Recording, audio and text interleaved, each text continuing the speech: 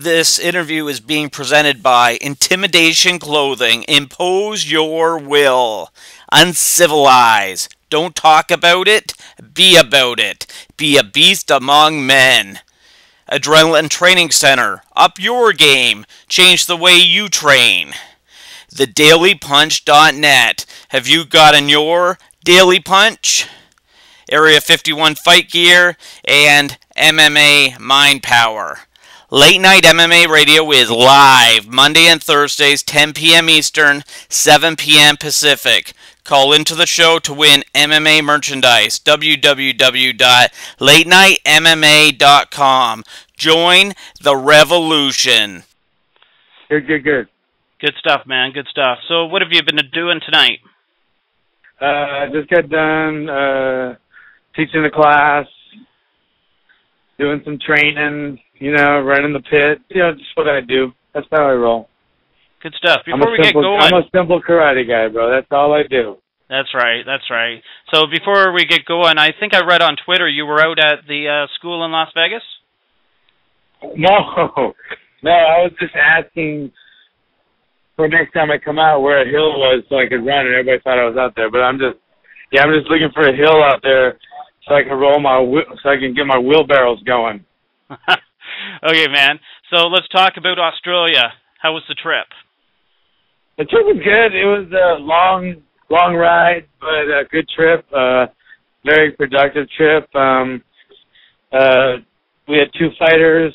Both close fights. One was our way, one wasn't. But they're both really good, exciting fights. Not too much to complain about with either fighter. Even the losing fighter, because it was a really close fight. There was a couple things that, could have been changed, but, woulda, coulda, shoulda after the fact. It's a lot easier to say now while I'm sitting here in Arroyo Grande, California, than I was in the cage in front of, 18,000 screaming fans with a guy trying to take my head off. So I'm pleased overall.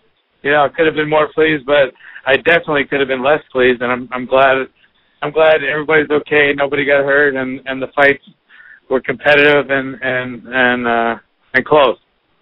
Okay, man. So obviously, Court McGee was on a nice run in the UFC. Just talk about what you think he needs to improve in his overall MMA game. Let's see. He's worked. I mean, he's a young guy. I mean, he's an old soul, and when you talk to him, you think he's like 35 or 40 because he's so, his wisdom and his maturity. But I mean, in reality, he's 25, 26.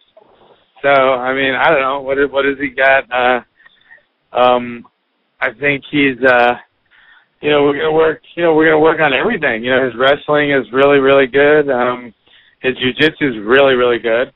We're going to work a little bit on, some of his striking and footwork. He just needs to pump up his speed level because he's so strong. He's really deceptive because he is so strong and his conditioning's so good. But so when you watch him, it's like, oh God, he's not doing that great. And all of a sudden, like when he's fighting that Korean guy or Ryan Jensen, it's just, you don't know how strong he is until he gets his hands on you, and then it's like, like I said, looks are deceiving. This guy was able to move a lot. I thought he would. I thought that was going to be his game plan, and he did it really well.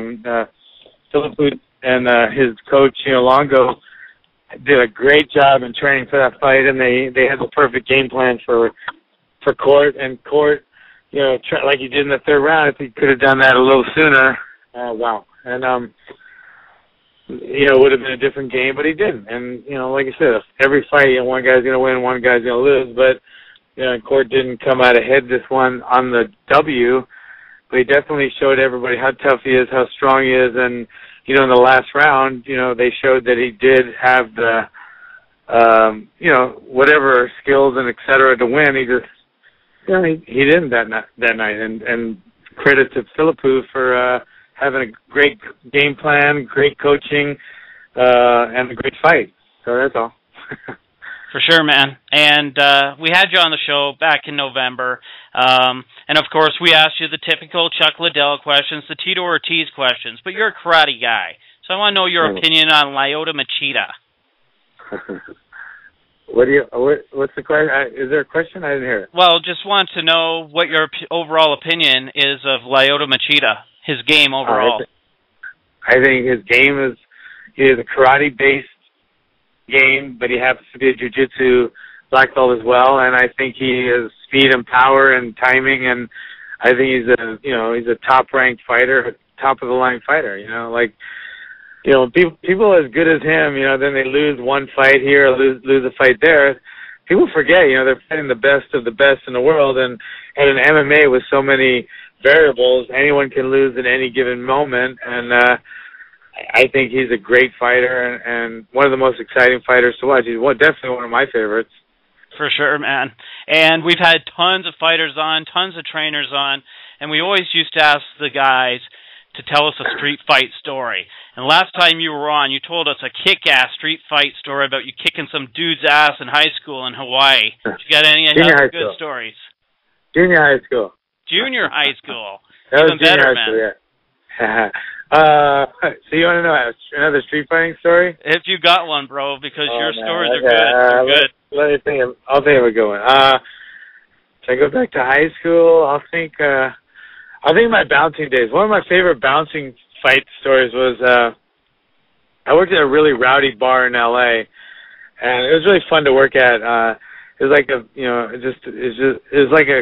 it was like a redneck bar, and it was really rowdy, and it was real fun to work at, and it was really crowded. There was like a 30 to an hour wait to get in sometimes.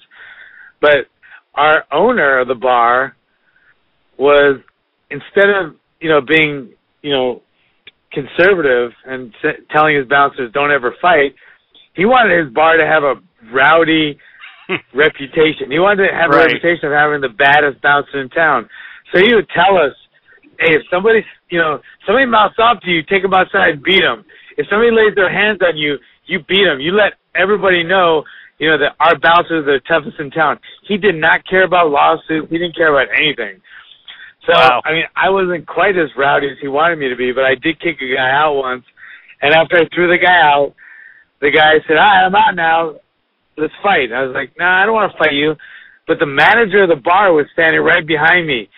And there was a group of people around because they saw me kicking the guy out, and they knew there'd be some kind of, fight outside. Right. So everybody followed me outside. So there's this group of people in the parking lot watching, and I'm like, bro, I don't want to fight. Just, you're out, now just go home.